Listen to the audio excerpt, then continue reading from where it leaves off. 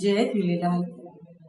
कारकतन जो महीनो यानी नवंबर या दिसंबर जो महीनो ही महीनो तमाम शुभ ऐं पवित्र थींदो आहे। हिन महीने में न्याणियुनि जी नौमिन जा विर्त त थियनि था, पर असांजो गोपाष्टमी जो पवित्र ऐं शुभ ॾिणु थिए थो। अॼोके ॾींहुं श्री कृष्ण भॻवान गायनि जी पूजा करे गायूं चारण वियो हो।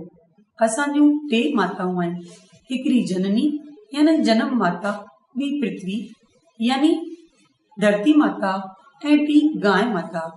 कृष्ण भॻवान जॾहिं ॼाओ हो तॾहिं गोकुल में यशोदा माता वटि पहुचायो वियो हो। यशोदा माता कृष्ण भॻवान खे गाय माता जो खीर पियारे वॾो कयो।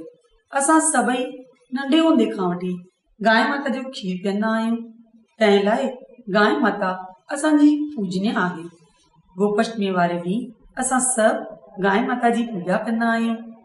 गांइ खे गाहु खाराईंदा आहियूं, फल खाराईंदा आहियूं, हार पाए करे तिलक लॻाए अगरबत्तियूं ॿारे गांइ माता जी पूजा कंदा आहियूं।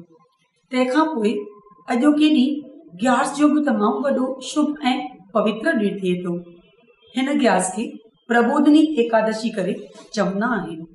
शास्त्रनि में ॿुधायल आहे त जलंधर नाले हिकिड़ो राक्षस हो, जंहिं संतनि, महात्माउनि ऐं देवताउनि खे तमामु घणो परेशान कयो। जलंधर जी स्त्रीअ जो नालो वृंदा हो। उहा तमामु पतिव्रता ऐं कृष्ण भॻवान जी भक्तियाणी हुई। जॾहिं भॻवान जलंधर राक्षस जो नाश कयो तॾहिं वृंदा खे वरदान ॾिनो त ॿिए जन्म में तूं तुलसी थींदीअ ऐं मां सालिग्राम जे रूप में तोसां शादी कंदसि। भॻवान ॿिए जन्म में तुलसी सां सालिग्राम जे रूप में शादी कई ऐं तुलसी माता खे वरदान ॾिनो त तूं हमेशा मुंहिंजी प्यारी रहंदीअ। कतीअ वारे महीने में हमेशा माण्हू तोखे ऐं मूंखे यादि कंदा। तंहिं लाइ जेके भॻवान जा भॻत आहिनि हिन महीने में ग्यारस वारे ॾींहुं तुलसी माता जो मंगणो कंदा आहिनि ऐं सत्यनारायण वारे ॾींहुं तुलसी माता जी शादी कराईंदा आहिनि। केतिरा भॻवान जा भॻत अॼोके ॾींहं ते तुलसी माता जा 108 या 305 फेरा पाईंदा आहिनि। केतिरा निर्जल विर्त रखंदा आहिनि त केतिरा फलार कंदा आहिनि।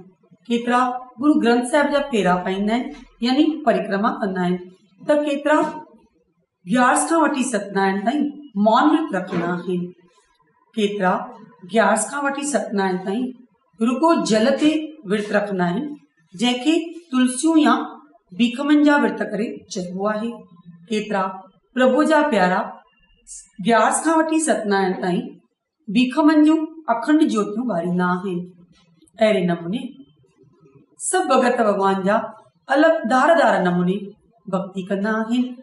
भॻवान तुलसी माता खे वरदान ॾिनो हो त जेको तुंहिंजी पूजा कंदो उनखे शीतलता ऐं सुठी सिहत प्राप्त थींदी, छो जो तुलसी माता में इहे ॿई गुण आहिनि ऐं असांखे इन्हनि ॿिन्ही गुणनि जी ज़रूरत आहे। तंहिं लाइ तुलसी माता जी पूजा ज़रूरु करणी आहे। जय झूलेलाल। जय झूलेलाल।